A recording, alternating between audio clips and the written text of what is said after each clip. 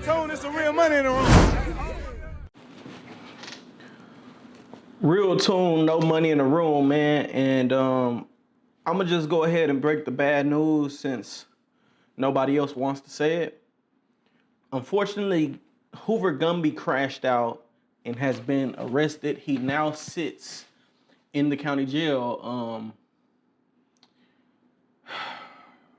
It's sad. This is probably one of the saddest stories because Gumby actually had an opportunity to be somebody on the internet.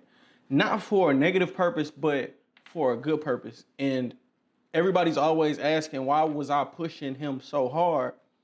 And I truly believed, like, his story, bro, you were exonerated. Like, God called you for a purpose.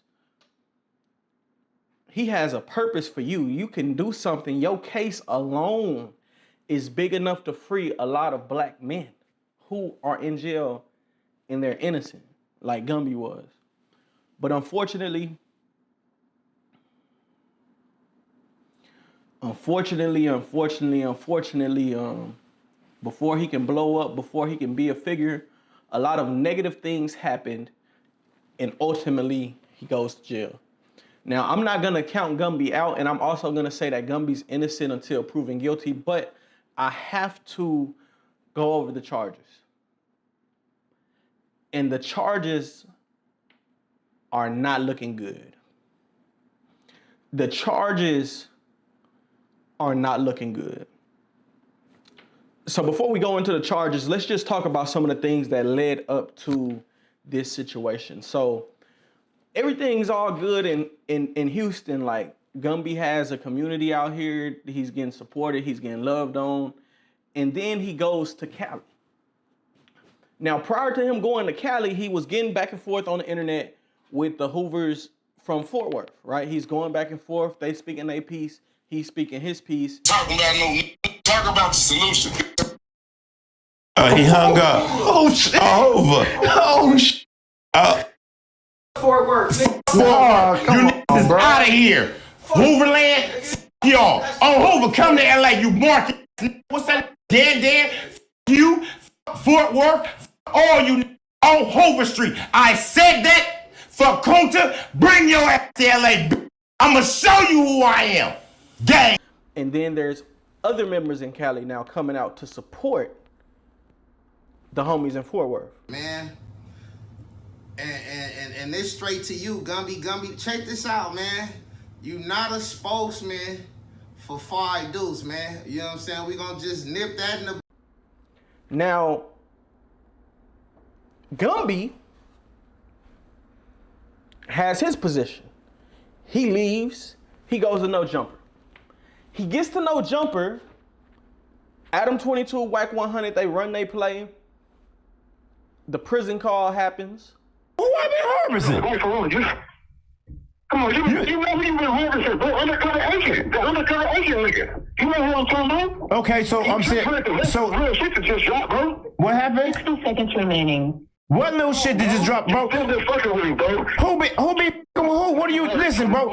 Call me on the phone, bro, and talk to me, cause you obviously don't want to know what I'm talking about, or I don't know what the you talking about. You acting like I know. If you know what I'm talking about, say it. The dude that got on the interrogation tape that you claiming is AI. They say. Oh, I never said nothing was AI, bro. Don't lie on me. Never once did I say anything was AI. They mad at Groove. They dropped These charges that I'm gonna read have anything to do with any of that. It's not Hoover business. It's not an internet crash out. It's not revenge. It's not money laundering. I think it's sad. It's sad, some of these charges, because it's petty, bro. The officers was really being petty with him. But then you have the family violence charges. Okay, so let's just get into it, right? And I want to say this: Gumby is innocent until proven guilty in a court of law. He has a way of beating cases. We know he beat the shooting case where he shot another Hoover. So Gumby has a way of beating cases. So I'm gonna say innocent until proven guilty. I know men are lied on a lot in the court of law, and but it's not looking good for Gumby. So he's arrested, it says here, for proof of insurance requirements. So he didn't have proof of insurance. So he got pulled over, apparently, and he didn't have insurance. Then he got surrender certificate of registration.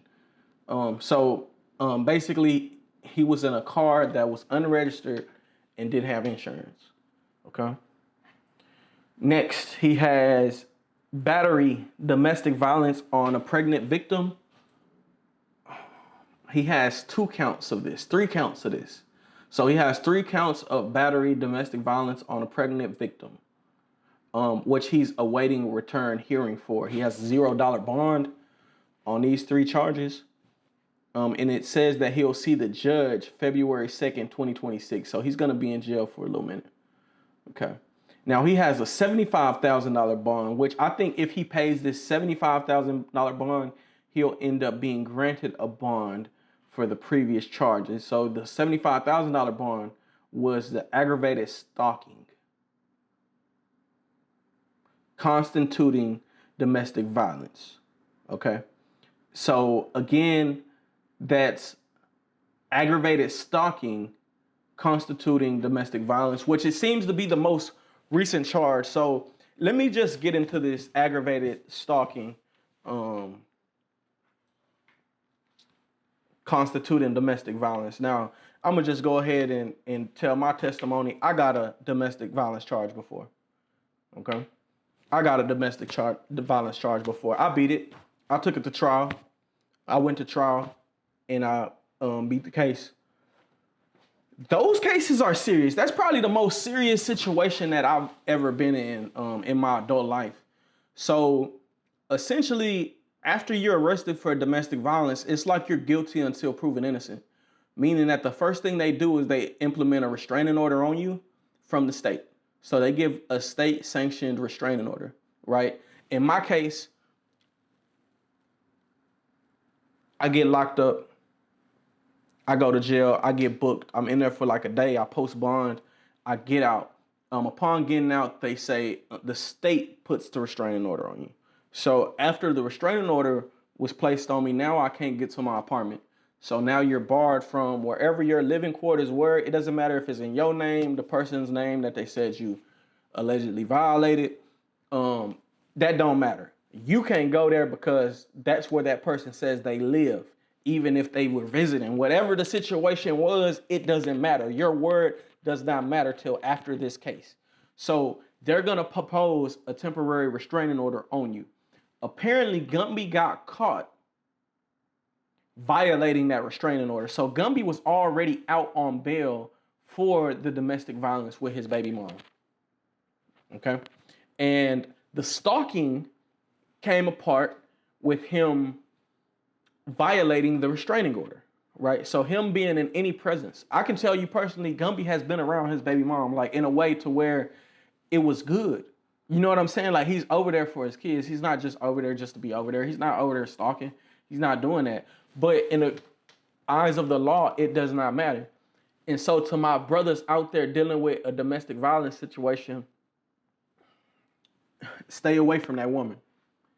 I was in a situation to where on Mother's Day, I'm trying to, celebrate my child's mom and my baby mom. We get pulled over. I go to jail. Why did I get pulled over? Did she call them? Did I do anything? Was there something bad going on? No, not at all. Over policed area, Bissonnette. At the time they shut down Bissonnette. What happens? I go to jail. No questions asked. So saying that to say, when it says aggravated stalking here, that charge sounds bad. But that does not mean that he was on some weird peeping Tom. He looking for the woman. He stalking the woman. That's the charge that he got. Now, could it be bad? I've never heard of aggravated stalking. But then again, he may be a repeat offender. Usually when a charge is aggravated, it means like a gun was involved. Okay, like aggravated assault, they had a weapon of some sort. Gumby is known for keeping a weapon on him. But Again, he's innocent till proven guilty, man.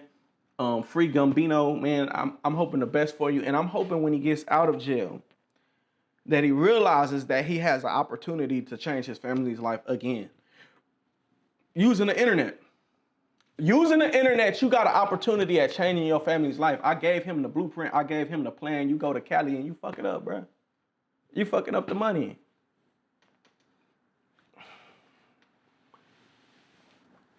Damn, man. I can't even say I'm disappointed. I knew something was gonna happen when he left, bro. I knew it. Fellas, I'm gonna tell y'all something, because the message is bigger than this Gumby situation. If a woman has put the police in your life, leave that woman alone. I don't care if you want to see your kids, you ain't seen your kids, leave that woman alone. Because at that point, it's not about you trying to be a good person.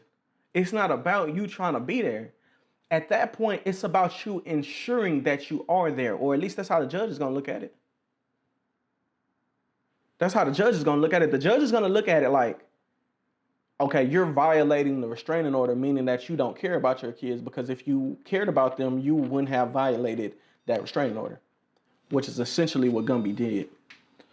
So again, free Gumbino, man. You got a lot going for yourself. I know shit been hard for you in the media. You know what I'm saying? 4 Extras just shouted you out. You still got action. You know, and it's very unfortunate that you're in this situation and you can't pop the $75,000 bond after you won millions of dollars in a lawsuit. People are gonna look like, oh, Real Tune, you was managing them, you was around them. Why don't you bond them out? Y'all made all this money together. That's not my job, man. I'm not Gumby's manager. I stayed away from getting that close to Gumby. Like, don't get me wrong, I mess with Gumby, but when it comes to managing, I will give advice, but Gumby is a lot to deal with. Like, he's a lot to deal with, so much so that, like, I didn't want no parts in it, as far as, like, being hands-on, because I'm not in a position to take losses and not win, right? I think that's why I say I think Gumby realized too late that I was actually on his side, bro. I actually wanted to see you win. I actually tried to help you drive your narrative. Even when he said fuck Fort Worth. When he said F Fort Worth, I said we not putting this out. He said give me that content. I'm putting it out on my channel. Then made a big deal about it. And he did it. And look at the result. Now multiple people from Texas are saying you can't come here. You go to Cali. You see that they not really for you. That you got set up on a play with no jumper. And now you in jail. Free Gumbino, man. Money in the room. Hey, Real Tone, it's some real money in the room.